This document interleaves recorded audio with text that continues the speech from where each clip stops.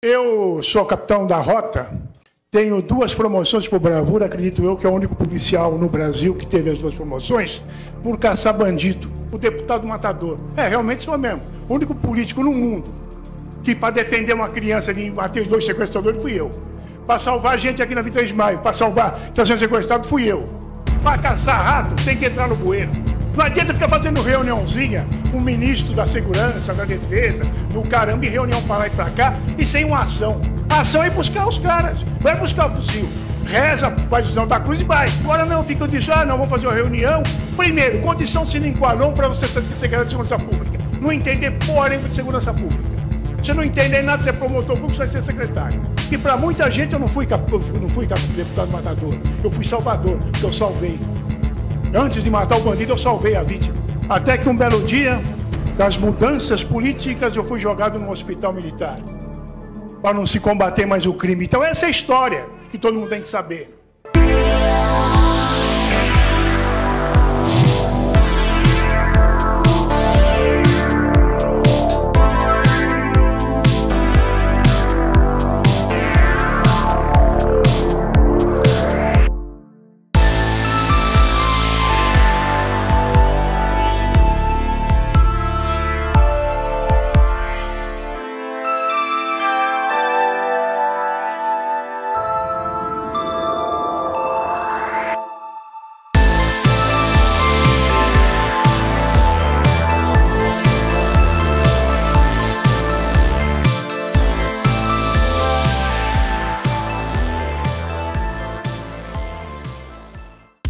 Roberval Conte Lopes Lima nasceu em São Paulo no dia 14 de maio de 1947. Conte Lopes é um capitão da rota, deputado estadual de São Paulo e um herói nacional. Vindo de uma família de policiais militares, em 1967, ele entrou na então Força Pública do Estado. E na manhã do dia 1º de fevereiro de 1974, ingressou no famoso Batalhão Tobias de Aguiar. As histórias de bravura do capitão são tão impressionantes que parecem ter saído de um roteiro de filme. Vai ser impossível comentar todas as ocorrências num vídeo só, então eu vou comentar um dos casos mais famosos primeiro e depois eu comento outras ocorrências em outros vídeos. Eiji e Pascoal eram estudantes de engenharia do ITA, Instituto Técnico Aeronáutico, em São José dos Campos, no interior de São Paulo. Eiji Ishizaki, de 26 anos, era professor em uma escola estadual e frequentador e promotor de shows em bares e boates. Pascoal Katsumi Ishii, de 24 anos, era um sujeito introspectivo de pouca conversa. De acordo com seus amigos, ele estudava naquela instituição porque ali o ensino, o alojamento e a alimentação eram gratuitos.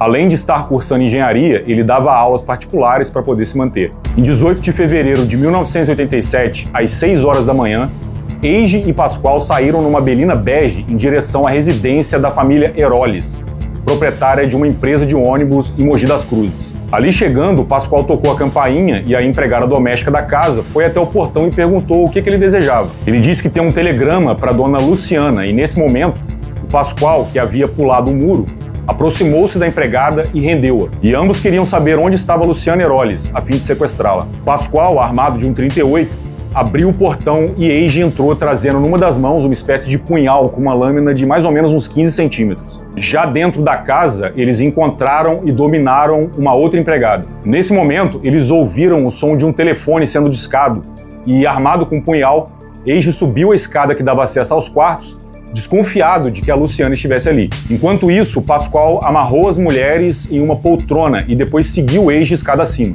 Luciana, de 23 anos, dona de casa, pressentindo que alguma coisa estranha estava acontecendo em sua residência, foi até a janela de seu quarto, de onde viu os dois que dominavam a empregada no jardim. E percebendo que se tratava de assaltantes, ela trancou a porta do quarto, tendo consigo a filha Tabata Larissa, de 2 meses e 15 dias de idade. Imediatamente, ela telefonou para a empresa de seu pai, comunicando o que estava acontecendo. Os dois invasores batem na porta do quarto e mandam que ela saia dali. E aterrorizada, a jovem mãe com a filha no colo acaba abrindo a porta. Pascoal apontou a arma em direção a ela e mandou que ficasse quieta.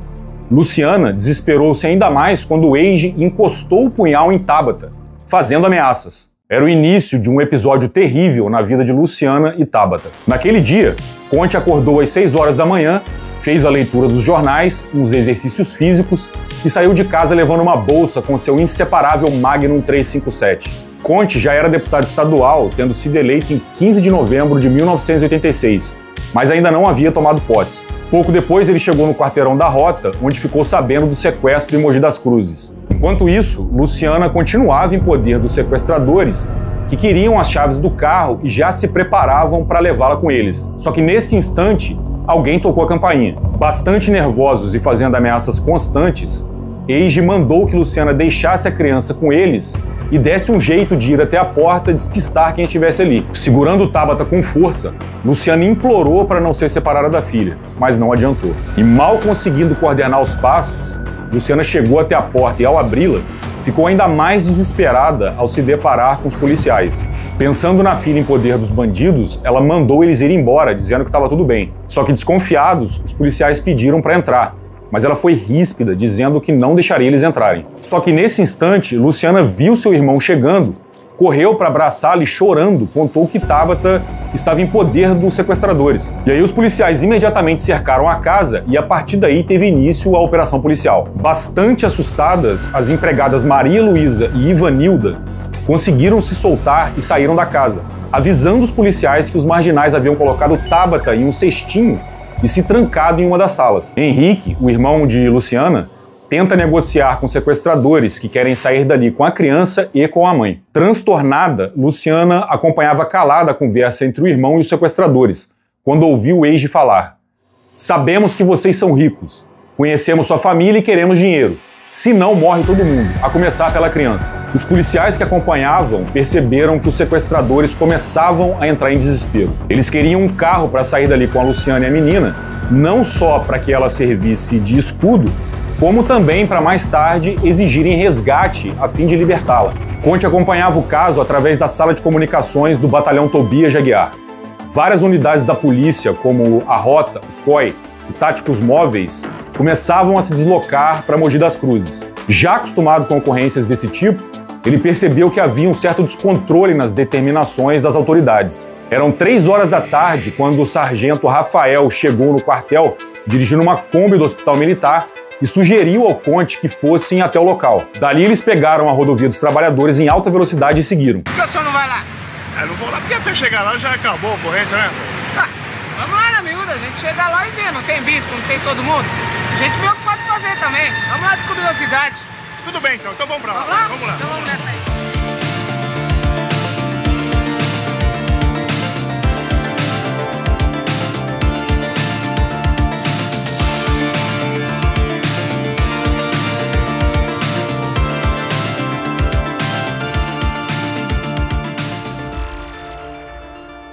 Antônio Luiz de Aragão, professor de natação e pai de Tabata, chegou ao local apreensivo. O capitão Branchini, comandante do COI, explicou a gravidade da situação e tentou acalmá-lo. Só que, transtornado, o Antônio não conseguia entender como era possível alguém fazer mal a uma criança com apenas 75 dias de vida. Ele sabia que a vida dela estava por um fio, porque, encurralados como estavam naquela sala, os sequestradores não tinham mais nada a perder e podiam tentar contra a vida do bebê na tentativa de saírem ilesos daquele inferno em que eles mesmos haviam se colocado. Instantes depois, Antônio subiu para um quarto onde começou a rezar por sua filha. Conte e Rafael finalmente chegaram ao local às 17 horas.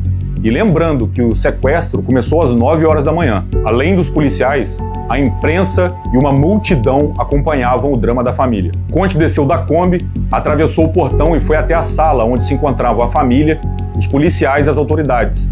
Dentre elas um juiz, um promotor e até o bispo da cidade. E todos muito tensos porque estavam ali há horas e a situação não se resolvia. Conte ficou quieto, apenas acompanhando as negociações. O bispo pedia que se entregassem, o juiz dizia que nada ia acontecer com eles e o coronel garantia que eles sairiam dali vivos. Mas Eiji e Pascoal não queriam acordo. Conte percebeu que Pascoal, o China, como os policiais o estavam chamando, era quem dialogava, enquanto Eiji, em silêncio, segurava a Tabata armado com seu punhal. Luciana, com semblante bastante abatido e com os olhos inchados, foi até a cozinha preparar uma mamadeira para a filha, numa atitude mais ou menos ilógica, porque eles jamais permitiriam que a criança fosse alimentada. A inanição de Tabata era o principal trunfo deles para apressar as negociações. Após horas de agonia naquele ambiente envolvido por um clima de tensão, os policiais do COI começaram a preparar um plano para resgatar Tabata. A ação consistia de um policial fazer um disparo de calibre 12 contra o vidro da janela que havia na parte de trás da sala, enquanto a porta seria arrombada e a sala seria invadida. E isso deveria ser feito antes de anoitecer, porque no escuro as dificuldades seriam ainda maiores. E se não houvesse ação, o bebê, que não era alimentado havia mais de 9 horas, poderia morrer de inanição.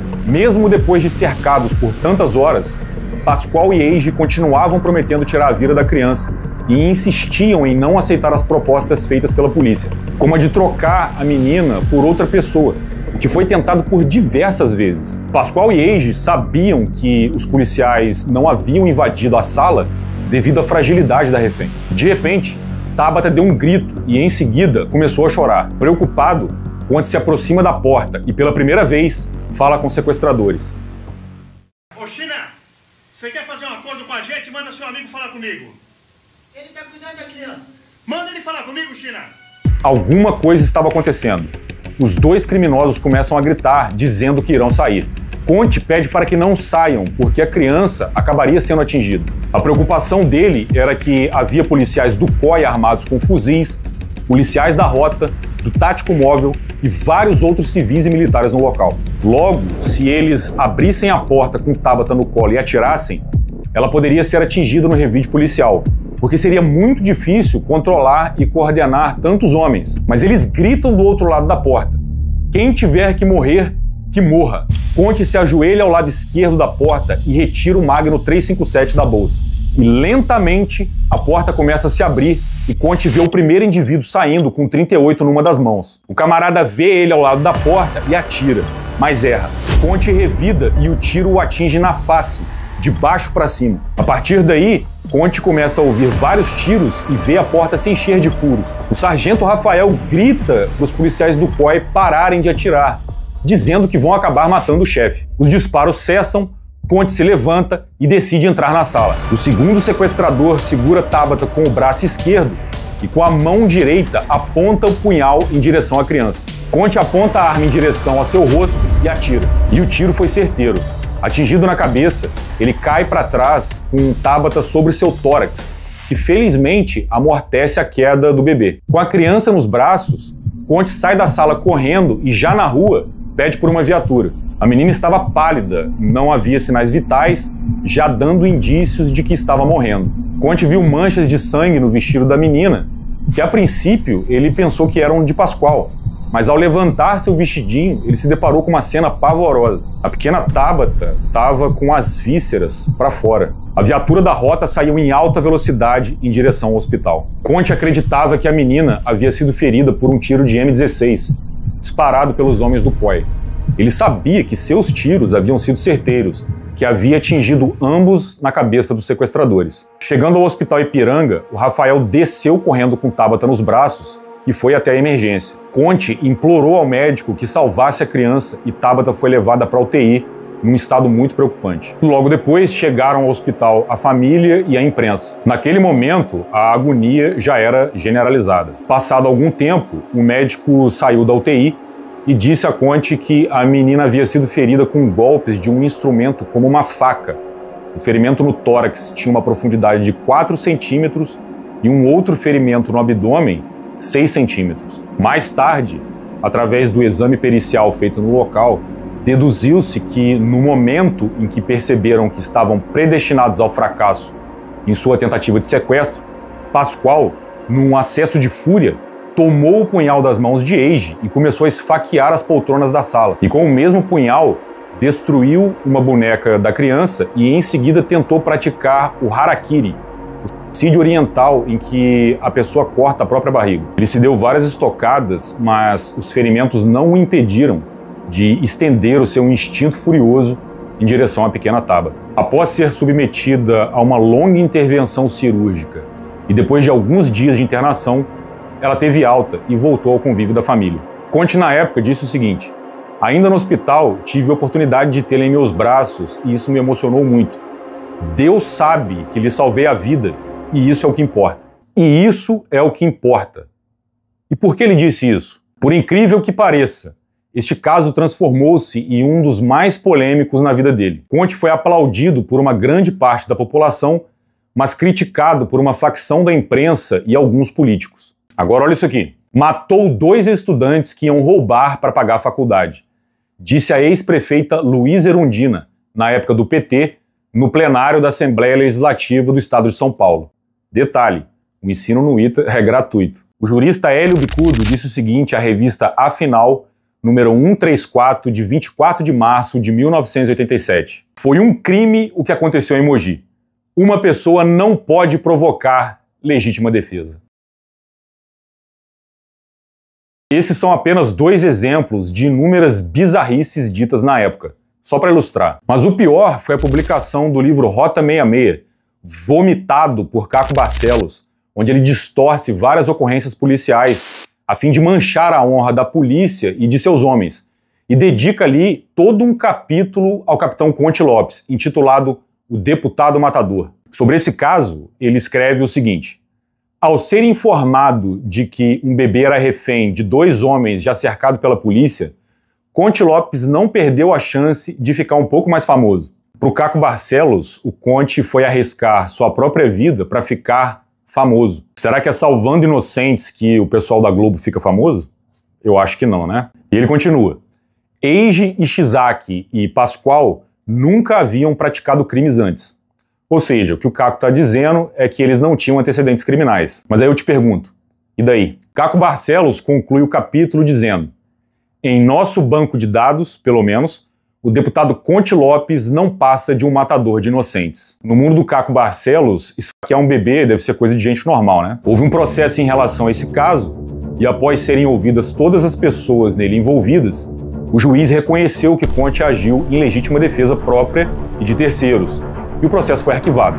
Logo, para o Ministério Público e para o Poder Judiciário, a ação se deu para evitar que Tabata morresse, o que é óbvio, né? Conte Lopes escreveu um livro desmentindo Caco Barcelos e ali escreve o seguinte: percebe-se como é difícil a vida de um policial. Para alguns, você é alguém corajoso, um herói que arrisca a própria vida para salvar as pessoas do perigo. Para outros, você é frio, é um assassino. Uma vez que Caco Barcelos me intitula o Deputado Matador, eu não poderia também ser chamado de o Deputado Salvador? No entanto, para mim a opinião mais importante em relação ao caso Tabata é a de sua própria mãe, que em entrevista à revista Veja de 4 de maio de 1987, disse: naquele momento, a única coisa que eu queria era que alguém salvasse minha filha daquele inferno. E isso aconteceu, graças ao Capitão Conte. Conte não é um veterano de grandes guerras, mas é um veterano da maior guerra que o Brasil enfrenta, a guerra contra o crime. E junto com seus comandados da rota, libertou da opressão e do sofrimento muitas pessoas. Capitão Conte Lopes, muito obrigado pelo serviço que você prestou à comunidade. Tem uma outra ocorrência importante, onde um bandido matou um policial e feriu mais 3, enquanto mantinha sua própria família como refém. Conte resolveu a situação acertando um tiro certeiro no sujeito a mais ou menos 20 metros de distância. Mas essa eu vou contar no próximo vídeo. E se você gostou desse vídeo, deixe um comentário e se inscreva para ajudar o canal a crescer. Muito obrigado e até a próxima.